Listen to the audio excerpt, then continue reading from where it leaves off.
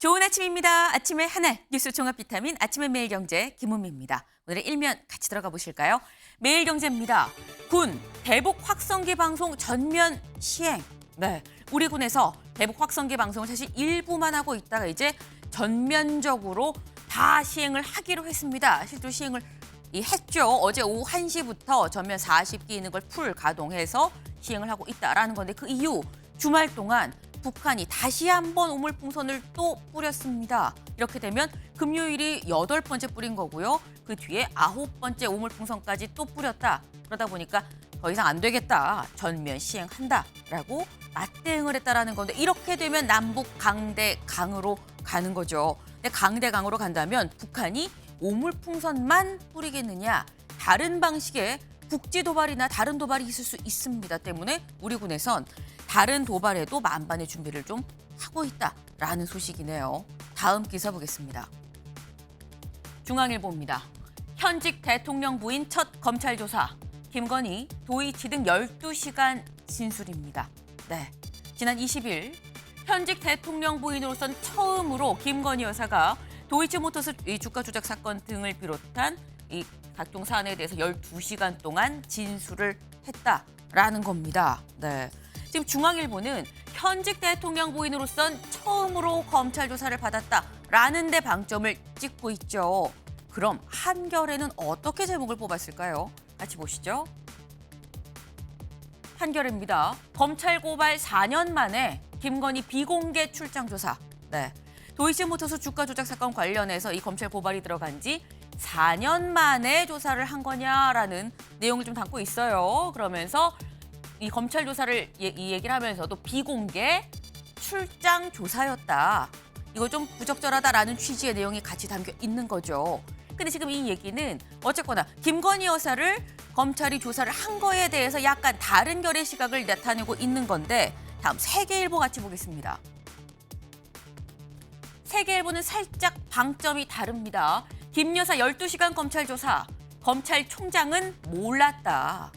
김 여사 조사도 조사인데 여기에 좀 더 힘이 실려 있죠. 그런데 이 처음으로 현직 영부인을 검찰 조사를 하는데 검찰총장이 이 사실을 몰랐다라는 데에 방점을 찍은 제목을 뽑았습니다. 조금씩 다르죠. 저희가 이 얘기 잠시 뒤에 대담으로 좀 차곡차곡 짚어보겠습니다. 다음 기사 볼까요? 조선일보입니다. 청년들 취업 삼수는 기본. 네. 요즘 취업하기 어렵다 얘기를 하죠. 그러다 보니까 삼수는 기본이다라는 겁니다. 여기 보겠습니다. 매년 늘어나는 첫 직장 취업 소요 기간. 첫 직장을 잡기까지 걸리는 기간이 얼마냐. 2023년에는 12.3개월, 2023년부터 이미 1년이 넘었어요. 그런데 2024년 14개월이다. 1년이 넘고도 2달을 더 있어야 첫 직장을 보통 갔더라라는 거죠. 이건 평균입니다. 더 걸리는 사람도 있다는 얘기예요. 여기 보면 취업준비생 32%가 그래서 장수생이다라는 얘기가 지금 나오는데 사실 이 얘기는 일하지 않고 온전히 취업만 준비하는 사람을 봤을 때 그 통계로 봤을 때 장수생들이 32%나 된다. 1년 넘게 준비를 한다라고 얘기가 되는 겁니다. 근데 일도 안 하고 일을 할 생각도 없어서 취업 준비도 안 하는 사람도 있다라는 거죠. 다음 기사 보겠습니다. 동아일보입니다. 일도 구직도 안 하는 대졸자가 405만 명이다. 역대 최대라는 겁니다. 상반기만 따졌을 때의 기준이에요. 현재 일을 하지도 않고 그렇다고 따로 직장을 구하려고 시도도 하지 않는 그냥 쉰다라는 사람들이 대학교 졸업했는데 405만 명이나 된다라는 겁니다. 네, 일자리 악화로 취업 포기하는 청년이 늘었다라는 건데 여기 보겠습니다. 통계청의 국가 통계 포털에 따르면 통계청 조사예요. 대졸 이상 학력의 비경제 활동 인구는 올 상반기 월 평균 405만 8천 명으로 집계됐다. 지난해 같은 기간보다 7만 2천 명이 늘어난 것으로 1999년 관련 통계가 집계된 이후 상반기 기준 최대치다라는 겁니다. 네, 일이 없는데 하고픈 마음도 없다. 그냥 쉬는 사람들이란 얘기는 경제 활력이 죽어가고 있다라는 얘기인 거죠. 경기가 뭐 좋다 안 좋다, 아우 경기가 좀 바닥이네 이런 얘기보다 사실은 더 무서운 얘기일 수도 있다라는 생각이 좀 듭니다. 다음 사진 기사 볼까요? 네, 태극기를 든 두 태극 선수들입니다. 한눈에도 알아보시지 않을까 싶어요. 우리 펜싱 국가대표팀 선수들이죠. 오상욱, 구본길 선수의 모습입니다. 지금 샤를드골 공항에 도착해서 지금 태극기를 들고 입장을 하는 지금 그런 모습인데요. 지금 파리 올림픽 때문에 이 참석차 이 파리에 입국한 우리 선수들의 모습입니다. 부디 다치지 말고 건강하게, 그런데 솔직한 마음으로는 기왕이면 금메달도 좀 같이 따면 좋겠다라는 생각을 좀 같이 솔직한 마음을 좀 전합니다. 네. 아침에 매일경제 뉴스 종합 비타민 언제나처럼 TV로 좀 크게 보시다가요. 궁금한 점 유튜브 댓글로 남겨주시면 같이 좀 얘기를 해보겠습니다. 오늘 함께 해주실 분들 소개합니다. 안녕하세요.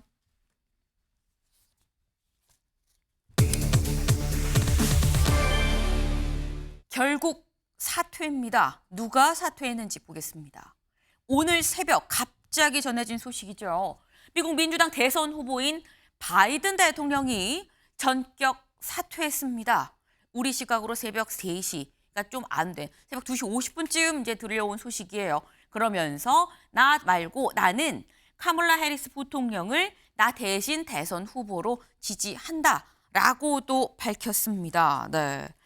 우리 시각으로는 새벽 2시 50분, 거의 새벽 3시가 다 된 시각이었는데 미국 시간, 현지 시각으로 따졌을 때, 미국 동부 시간으로 따졌을 때는 일요일 오후 1시가 좀 넘은 그런 시각이었었죠. 주말 동안 대체 무슨 일이 있었는가 궁금해지는데 지금 이 소식을 그럼 어떻게 전했느냐. 일단 먼저 자신의 SNS에 글을 올렸습니다. 뭐라고 올렸느냐.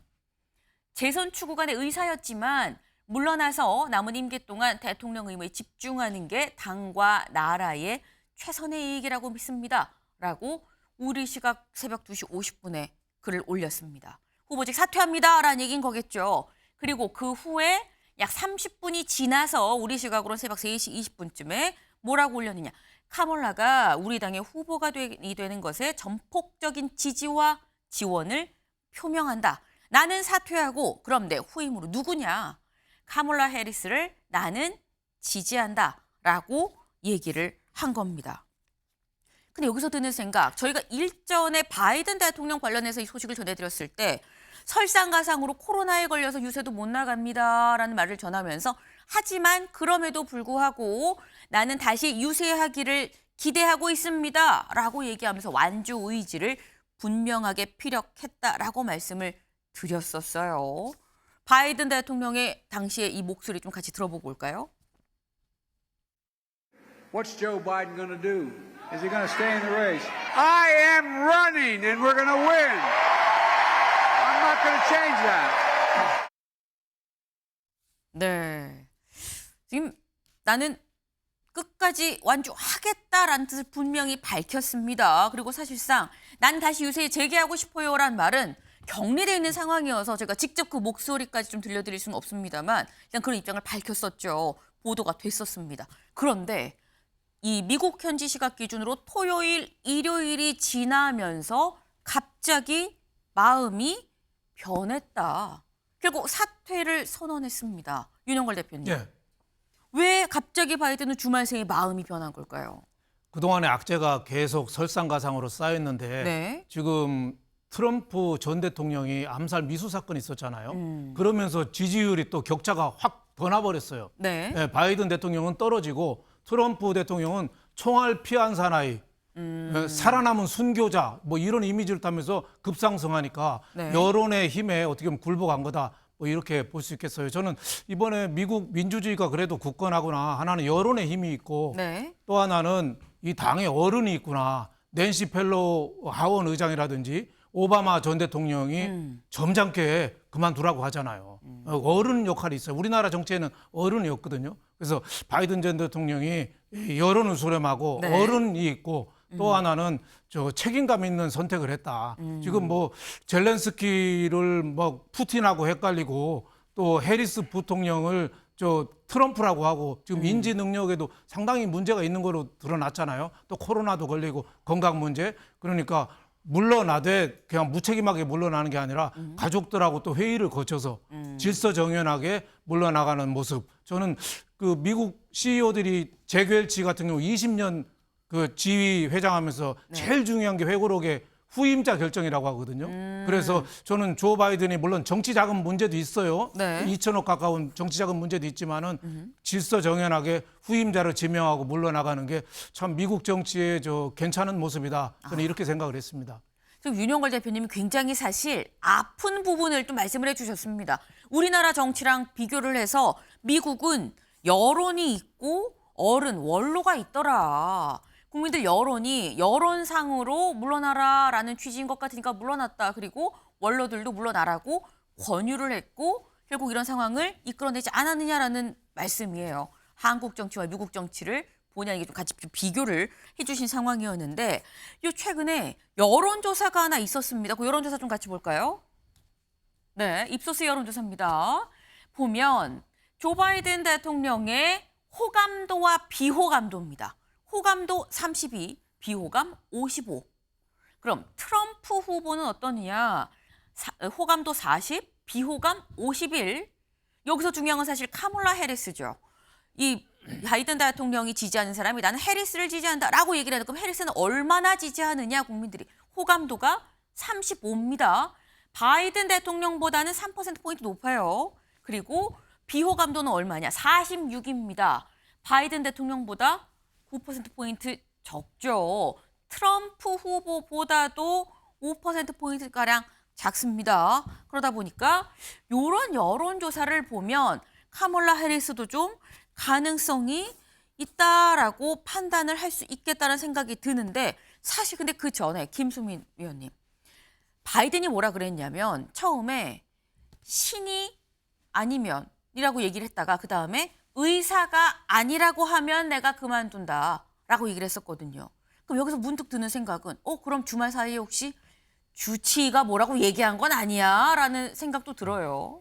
근데 그보다 더 중요한 거는 네. 국민이 뭐라 하면 그만둘 수 있다라고 하는 그런 부분이 될 것이고 특히 민주당 지지층에서도 3분의 2 정도의 유권자, 민주당 지지자들이 바이든 대통령이 하차하고 후보를 교체하는 게 낫다라고 대답을 했습니다. 이 네. 부분이 아마 가장 크지 않았을까 싶어요. 그러니까 이 하차 선언 자체는 굉장히 전격적이고 빠르고 또 좀 급박한 그런 느낌이 들긴 하지만 원래 정치인 대통령 입장에서는 본인이 하차를 하기 전까지는 완주를 하겠다라고 얘기를 하는 것일 뿐이기 때문에 이런 생각은 이제 여러 가지 사건들과 이제 본인에 대한 논란을 겪으면서 속으로는 계속 고심을 했을 수도 있겠다. 근데 계속해서 누적이 되어 왔던 게 민주당의 유력 인사들 중에서도 하나둘씩 계속해서 교체론을 펴는 그런 과정을 밟아왔고 네. 본인도 그 과정에서 계속 스르르 이렇게 좀 무너져 내려온 게 아닌가 이렇게 짐작을 충분히 해보고 어쩌면은 이제 뭐 이건 하나의 상상입니다만 네. 이미 며칠 전에 언제쯤에 내가 사퇴 선언을 해야 되겠다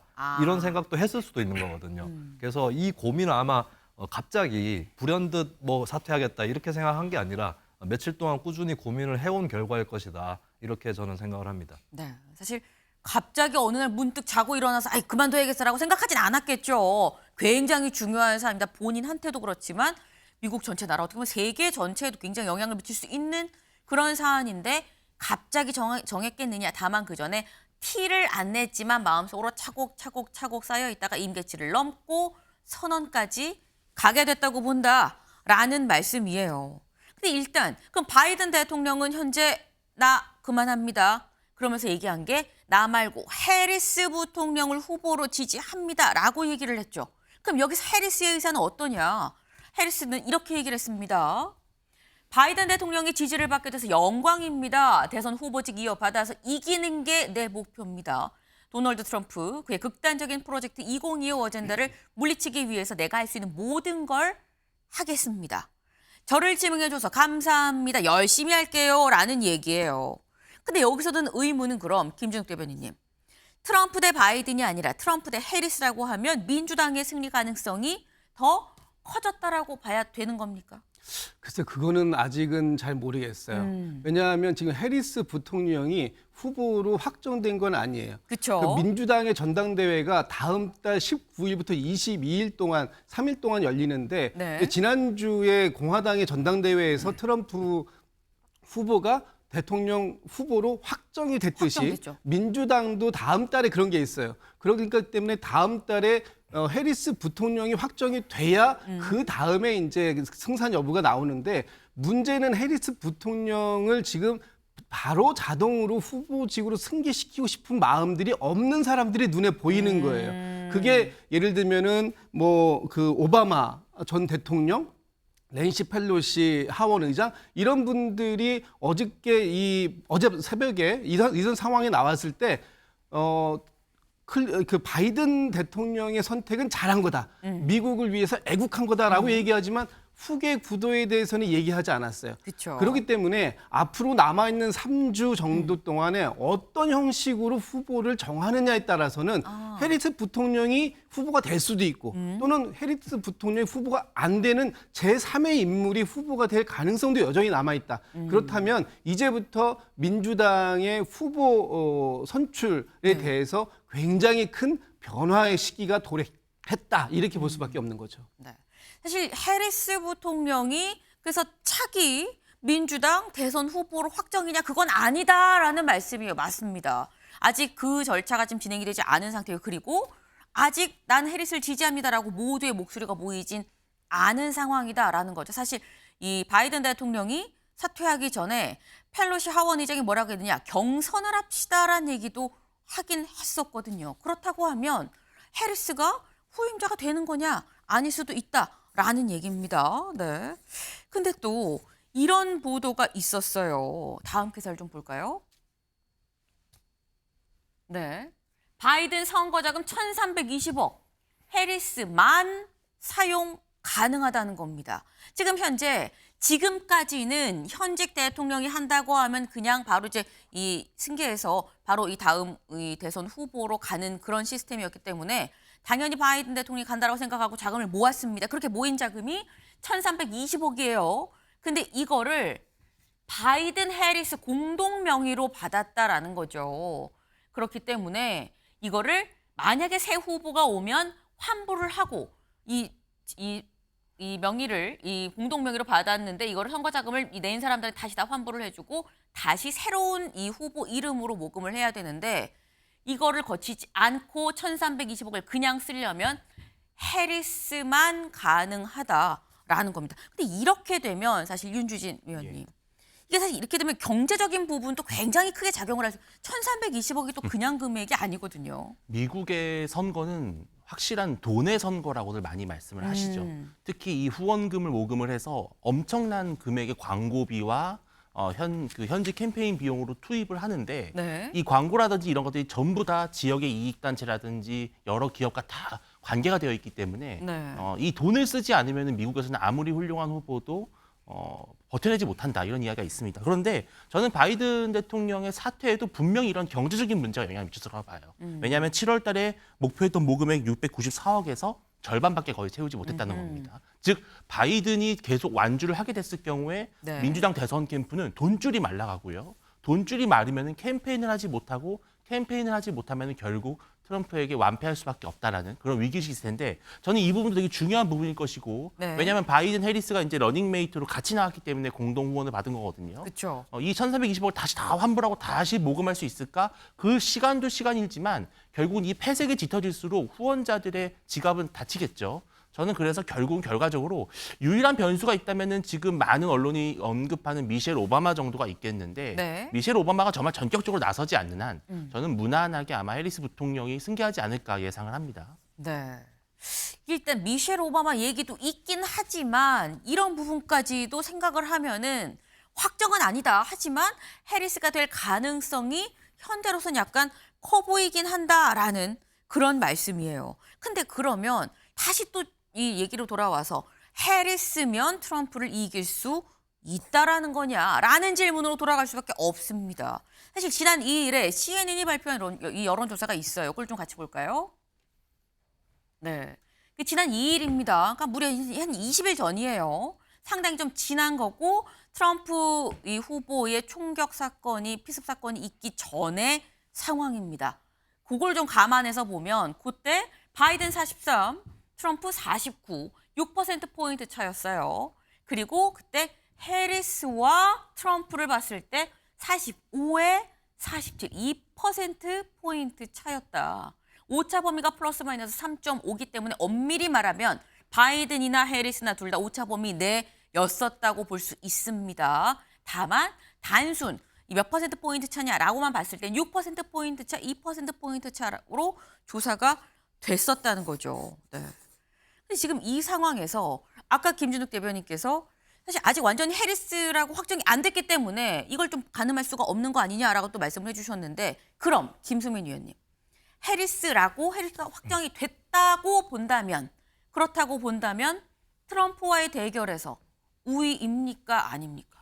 조 바이든 대통령이 워낙 건강이나 이런 걸로 논란이 컸기 때문에 네. 그보다는 낫다라고 볼 수는 있겠지만 현재까지 여론조사에서 나타났던 지표를 봤을 때는 월등하게 본선 경쟁력이 바이든 대통령보다 높다라고 말하기는 어려울 것 같아요. 비슷비슷한 수준, 뭐 지금 보시는 화면도 마찬가지고요. 네. 그렇기 때문에 그리고 이제 또 치명적인 부분은 카멜라 해리스 부통령은 4년 동안 부통령을 했습니다. 근데 부통령을 4년 한 것 치고는 그렇게 인상적이지 못하다라는 평가를 아하. 받고 있는 거거든요. 그런 것들을 감안했을 때 과연 필승 카드인가라고 했을 때는 굉장히 크게 의문부호가 달릴 수밖에 없는 거고 그리고 중요한 부분은 해리스 부통령 한 명 개인에 대한 평가 말고도 네. 민주당이 새로운 대통령 후보를 선출하는 과정에 달려 있을 겁니다.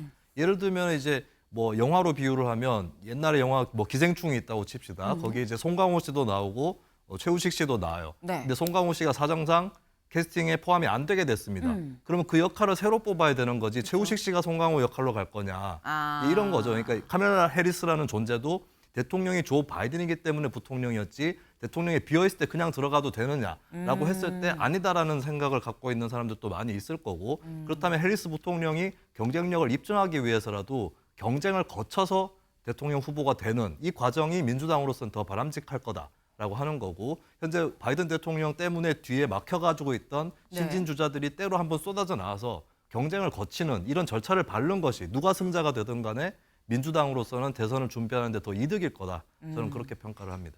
네. 사실 지금 제가 쭉 얘기를 합니다만 결코 쉬운 일이 아니에요. 지금 말씀처럼 송강호가 빠진다고 송강호 자리에 갑자기 최우식이 송강호 역을 한다?